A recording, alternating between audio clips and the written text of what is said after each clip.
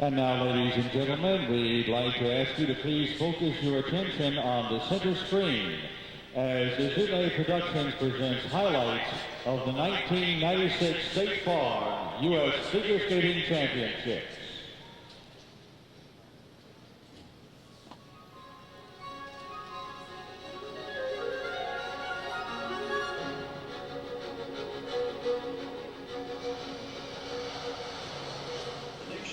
Skaters arrived at Baylor Airports last weekend and got their first glimpse of San Jose, a place they could call home for the next week. Some 300 skaters representing novice, junior, and championship categories, all hoping that the way to San Jose is the way to a national championship title. The skaters had to compete and qualify in 9 regional and 3 sections in order to earn the right to compete in the national championships. Despite the pressure, the skaters look forward to renewing acquaintances met at the various competitions around the country. One of the first places where all the competitors come together is at the official draw held at the Fairmont Hotel. The draw determines the skating order of the event. Is it better to go first, last, in the middle?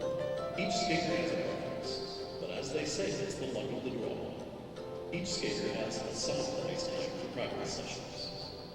Afterwards, the skaters got their first taste of all the good things the local organizing committee has in store at the opening draw reception. This year's theme was San Jose, a city with a past. Well, enough of the food and friends. It's time for the nerds to kick in for the compulsory figures event at the San Jose Ice Center. Figures demonstrate the skater's skill in mastering motion, speed, balance, precise movement, and skating edges. Each figure consists of 2 or 3 circles, forming a variation of the figure 8. They must be perfectly shaped and of the same size.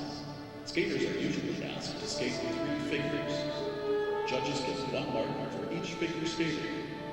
Compulsory figures used to comprise 20% of the skater's total score, but at the U.S. Championships, the compulsory figures are now a separate medal event. While skaters try to keep the adrenaline rush under control during the weekend events, judges and other officials met for dinner at the San Jose Athletic Club. Judges are volunteers whose love of the sport motivates them to donate their time to advance the sport of figure skating. They gotta love it. The week starts off the novice and junior competitions at the Ice Center. The categories are the same: singles, pairs, and ice dancing. But the requirements are a bit less stringent than at the championship level. The younger skaters must pass a proficiency test to move from competing at the novice level to the junior level, and from junior to champion. So it's not age that determines the level, it's passing the test. Practice, practice, practice. That's the key to any sport, and it's certainly a key part of this championship competition. Every skater has his or her ice time to practice those death spirals and triple axels. Those sessions are serious business. The judges watch the learner routines so they know where the required elements will fall in the program.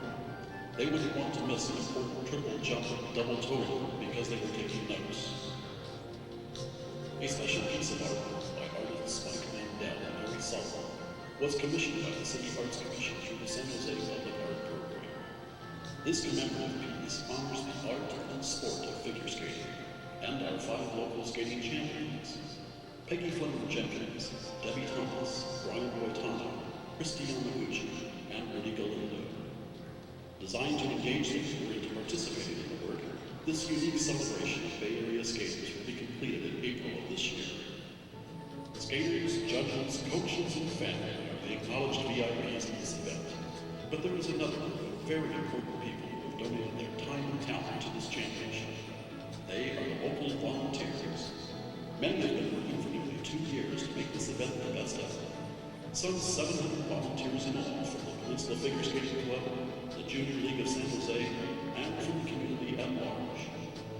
They've done it all, from ticket sales and souvenirs to logistics of food and transportation for skaters. And on top of that, media relations, advertising, and publicity. You can't begin to imagine the scope of an event this size. A portion of the ticket sale proceeds will benefit nonprofit organizations. Proceeds will help fund the nonprofit community services and projects of the Junior League of San Jose, and will also support the young skaters through the Peninsula Figure Skating You might say that the 1996 U.S. Figure Skating Championships is a shining example of volunteerism at its best. And many of those volunteers were involved in the opening ceremony's gala. From costumes to choreography, their efforts were on display.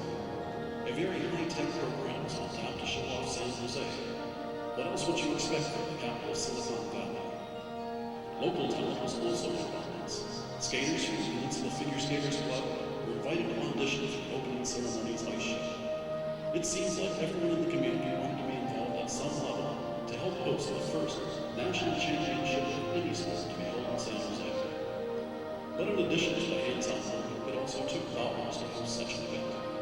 The local sponsors whose logos you can see around the arena this week had a tremendous impact in making this a first-class event. And special thanks to our local presenting sponsors, CoAmerica Bank, State Farm, City of San Jose, Informix, Xerox, and KGO. After a week filled with nerves and excitement, and some disappointments too, the party to end all parties was held in honor of the competitors of the Fairmont champion from their own right. The Fairmont Ballroom was the place to be seen. The food was flowing. Skaters didn't have to worry this night if they ate too much. Training could be suspended for just a few days, couldn't it? A virtual reality game was the hit of the evening. Skaters couldn't get enough of the experience coming back again and again. On behalf of the Peninsula Figure Skating Club, a big thank you to all the competitors, coaches, judges, and volunteers for making this competition a success.